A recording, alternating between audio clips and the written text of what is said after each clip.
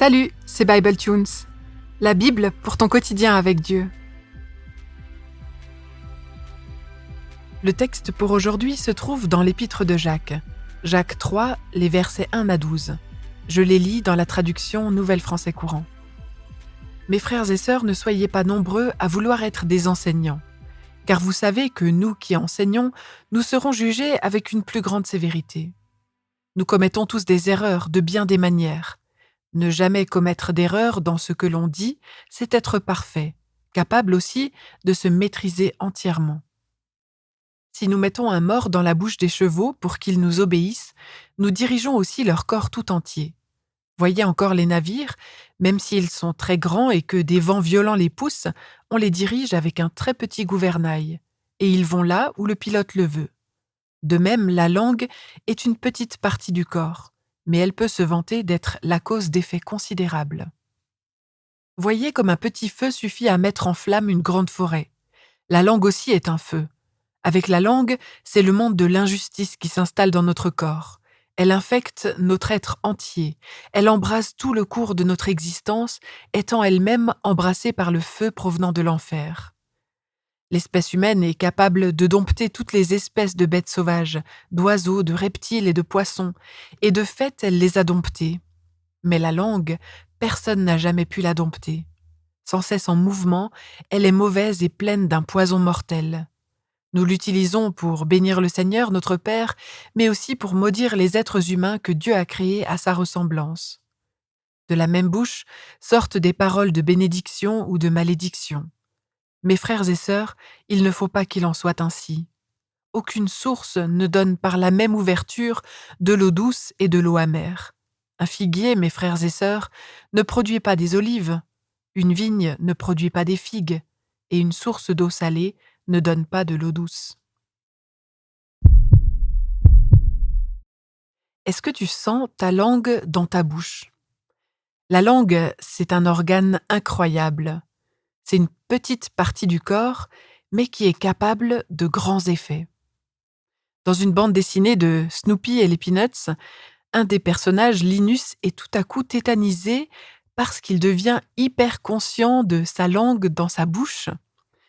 La langue, c'est un organe mou, avec une texture bizarre, et peut-être que tu la sens au moment même où je te parle. Dans la bande dessinée, Linus se demande toujours dans quelle position sa langue serait dans sa bouche s'il n'en avait pas conscience. Un autre personnage, Lucie, le trouve vraiment stupide jusqu'à ce qu'elle aussi elle devienne consciente de sa langue dans sa bouche. L'obsession de Linus devient alors aussi celle de Lucie. Rien que le fait de prendre conscience de sa langue dans sa bouche est une drôle de sensation. Pourtant, la langue est toujours là, on n'en a simplement pas toujours conscience. Depuis que j'ai lu cette petite histoire, je sens ma langue de temps en temps. Maintenant, la contagion a probablement même franchi le mur de ce podcast, et toi aussi, tu sens ta langue dans ta bouche. Pour Jacques, il est essentiel de parler de l'usage que l'on fait de sa langue. La langue est un feu, une arme de destruction massive capable de faire beaucoup de mal, c'est dire à quel point c'est bien qu'on en ait conscience. Est-ce que c'est aussi ce que tu constates? Que cette langue, elle peut à la fois faire du bien évidemment, mais aussi beaucoup de mal. C'est souvent plus facile de mesurer l'impact que peut avoir une parole bien ou mal placée quand on se place du côté de la personne qui la reçoit. Si je te demande de me parler d'une parole que quelqu'un t'a dite et qui t'a fait le plus grand bien, à quoi est-ce que tu penses? Il y a des paroles qui aident, qui construisent, qui encouragent à persévérer. Il y a des paroles qui guérissent, je le crois. Un simple pardon ou même un simple merci peut faire toute la différence. Un oui, le jour du mariage, transforme toute la vie. Mais si les paroles peuvent faire du bien, on est toutes et tous d'accord pour dire qu'elles peuvent aussi faire beaucoup de mal. Et c'est ce qui préoccupe Jacques dans cette lettre. Est-ce que tu te souviens de quelque chose que quelqu'un t'a dit qui t'a profondément blessé et dont le souvenir est encore douloureux aujourd'hui? Des paroles comme Je voudrais que tu sois mort. T'es la pire personne que j'ai rencontrée. Je ne t'aime pas. Mais qu'est-ce que tu es nul. Les paroles peuvent construire, mais elles peuvent aussi détruire. Et Jacques tire la sonnette d'alarme. Les chrétiens émettent tous les jours des paroles qui ont un sacré potentiel de construction et de destruction. Et Jacques avertit en particulier les enseignants. La parole doit être utilisée avec sagesse et maturité. Sinon, il vaut mieux être lent à parler, comme il l'a rappelé dans l'épisode 6. La parole est dangereuse. La langue est un feu, dit Jacques. Et en été, quand le sol est bien sec, on sait qu'une seule étincelle peut causer d'immenses catastrophes. Il suffit de pas grand-chose, une cigarette mal éteinte, pour que des forêts entières flambent. On pense facilement à ce que la parole peut faire à l'extérieur de nous. Une parole déplacée qui t'échappe, et elle est répétée, amplifiée, elle peut se retourner contre toi et contre d'autres. Mais avant de parler de ce que la langue peut faire au dehors de soi, Jacques parle des ravages qu'elle fait à l'intérieur de soi. Quand la langue émet une étincelle allumée au feu de l'enfer, dit Jacques, c'est l'intérieur du corps qui s'embrase d'un monde d'injustice. Ça peut infecter notre corps tout entier. Quand on enseigne des idées fausses, qu'on se plaint, qu'on accuse, qu'on se révolte, quand on explose de colère, c'est en toi et en moi que l'incendie se répand. L'arme de destruction massive est en route à l'intérieur de soi en premier lieu. Après, évidemment, lorsque l'intérieur est ravagé, il ne manque pas grand-chose pour qu'elle se répande à l'extérieur de nous. Pour Jacques, ce qu'on dit reflète le fond du cœur. Et Jésus dit sensiblement la même chose. Ce que dit la bouche, c'est ce qui déborde du cœur. Luc 6, le verset 45. Un figuier ne produit pas des olives et une vigne ne produit pas de figues. Une source d'eau salée ne produit pas de l'eau de source. Les paroles qui sortent de ta bouche reflètent ce qui se passe dans ton cœur. Alors il y a besoin d'un pilote à bord. Il y a vraiment besoin d'un pilote à bord.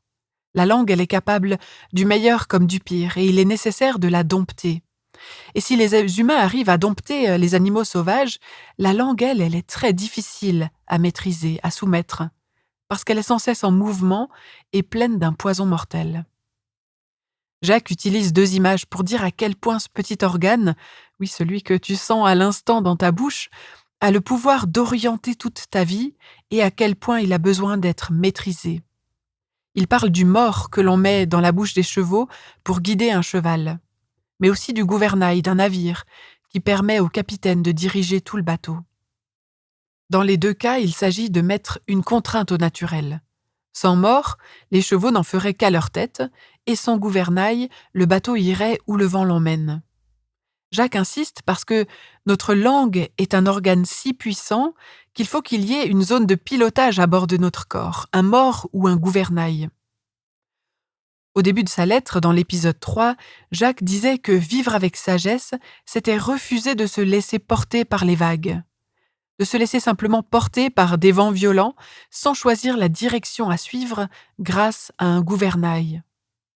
Jacques revient sur ses propos et semble crier « Mais utilisez le gouvernail, utilisez le mors si vous voulez vivre avec sagesse, avec la sagesse qui vient de Dieu. Votre organe, la langue, ne doit pas être laissé en roue libre. » Alors la question qu'on peut se poser, c'est est-ce qu'il y a un pilote à bord dans la manière dont je parle, dans la manière dont tu parles? L'enjeu dans l'usage de la parole, il va plus loin que ce qu'on dit en réalité. Le véritable enjeu, c'est le genre de personne que nous sommes, le genre de personne que nous devenons. Ce qui sort de nous, mais aussi ce que nous autorisons à entrer en nous, a une forte influence sur le genre de personne que nous sommes. Jacques dit en quelque sorte « Rappelez-vous qui vous êtes devant Dieu ». Utiliser sa langue avec sagesse, c'est tout un programme, mais je dirais même que c'est plus qu'un programme, c'est une pratique spirituelle. Soigner la solidité de son gouvernail intérieur et extérieur pour continuer à progresser vers la maturité. C'est un chemin spirituel. Travailler à l'unité, à un cœur non divisé, à garder, à ne pas se laisser polluer à l'intérieur pour que ce qui sorte de notre cœur, ce soit des paroles qui encouragent, qui affermissent, qui poussent dans la bonne direction. Un proverbe populaire dit que la casserole qu'on surveille ne déborde jamais. Un des lieux où on peut surveiller la casserole, c'est la prière. C'est ce que fait le psalmiste dans le psaume 141 quand il prie « Seigneur, monte la garde devant ma bouche, surveille la porte de mes lèvres.